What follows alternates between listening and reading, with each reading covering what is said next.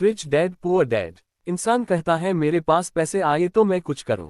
पैसा कहता है अरे इंसान तू कुछ कर तो सही तब मैं तेरे पास आऊं। 1. Rich don't work for money, money from them.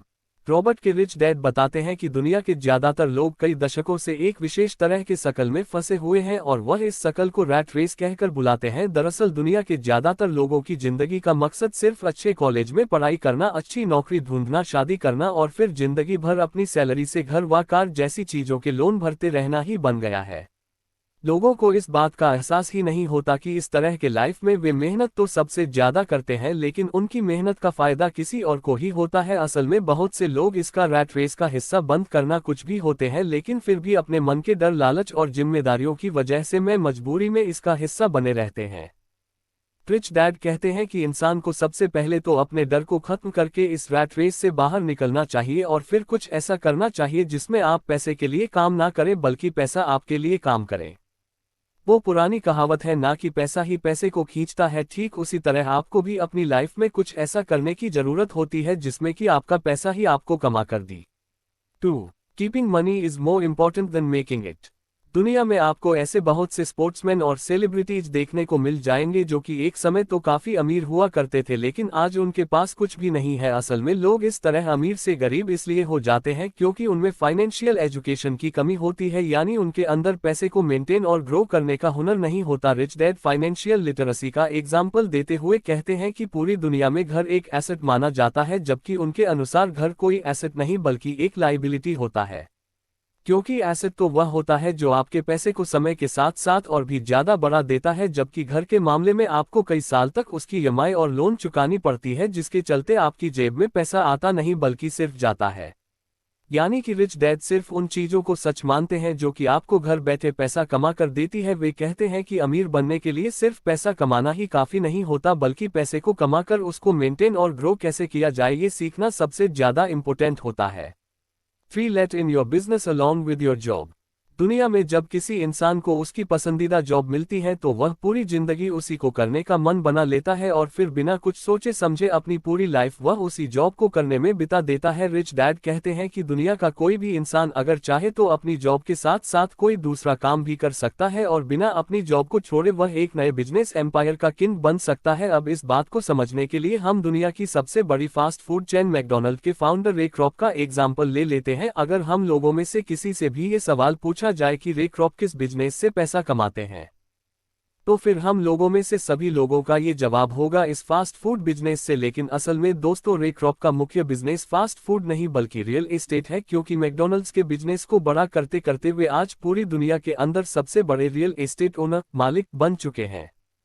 यानी कि फास्ट फूड बिजनेस करते करते हैं उन्होंने रियल एस्टेट का एक ऐसा एम्पायर खड़ा कर दिया है जो कि आज उन्हें सच में अमीर बनाता है। इसी तरह से एक आम आदमी थी अपनी जॉब को करने के साथ ही कुछ ऐसे asset source of income create कर सकता है जो कि उसको पैसे कमा कर भी थी। और दोस्तों इसके लिए राइटर के द्वारा कुछ एग्जाम्पल भी दिए गए हैं जिनमें कि बिजनेस शुरू करना तो आप मार्केट में इन्वेस्ट करना, रियल एस्टेट में पैसा लगाना और मुनाफा देने वाली प्रॉपर्टीज को खरीदना, और सबसे सरल और सबसे आसान बहुत ही कम इन्वेस्ट में आप कोई नेटवर्क मार्केटिंग या मल्टी लेवल मार्केटिंग में जुड़कर एक बहुत बड़ा एम्पायर बना सकते हैं और एक समय के बाद ये आपको बैठे बैठाए के करोड़ों रुपए देगा। इनमें से कोई भी एक तरीका अपनाकर आप अपने लिए एक नई सोर्स ऑफ इनकम बना सकते हैं। यहां तक कि रिच डैड तो हर एक व्यक्ति को ऐसा करने की सलाह देते हैं क्योंकि ऐसा करने पर ही इंसान सच में अमीर बनता है। 4. Taxes for only middle class and पूर्स।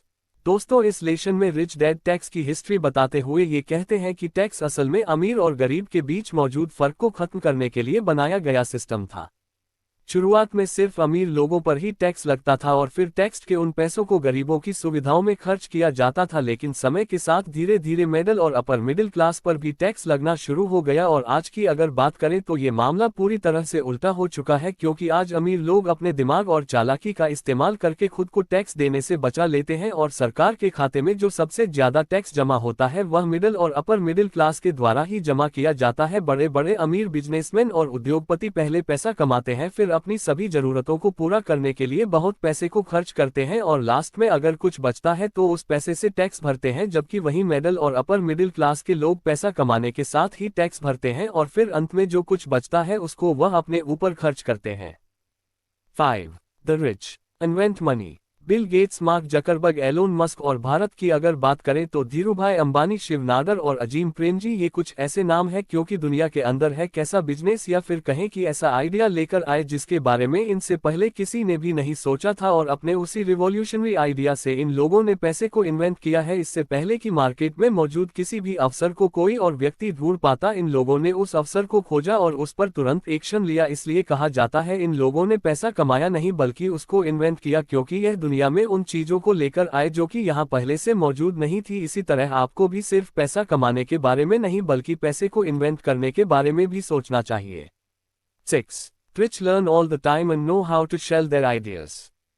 Bharat, America आदि बहुत देशों में ना जाने कितने ऐसे लोग मौजूद हैं जो कि मैकडॉनल्ड के ही प्राइस में उससे कहीं ज्यादा बेहतर बर्गर बनाकर भेजते हैं, लेकिन अपने किसी प्रोडक्ट या आइडिया को बड़े स्तर पर किस तरह से बेचा जाता है इसकी समझ हर एक इंसान को नहीं होती, तभी तो वह मैकडॉनल्ड से अच्छा बर्गर बनाने के बावजूद भी उसको सिर्फ एक लिमिटेड एरिया या फिर लिमिटेड क्वांटिटीज नहीं भेज पाते हैं, जबकि मैकडॉनल्ड पूरी दुनिया के अंदर बिना किसी लिमिट के अपने बर्गर भेजता है। असल में इस लास्ट लेसन के जरिए राइटर हमें ये समझाते हैं कि अमीर इंसान कभी भी नई चीजों और नए स्किल्स को सीखना बंद नहीं करता है और इसी आदत की वजह से ही उसको हमेशा ये पता होता है कि अपने प्रोडक्ट या अपने आइडिया को दुनिया में बड़े लेवल पर किस तरह से बेचा जाता है।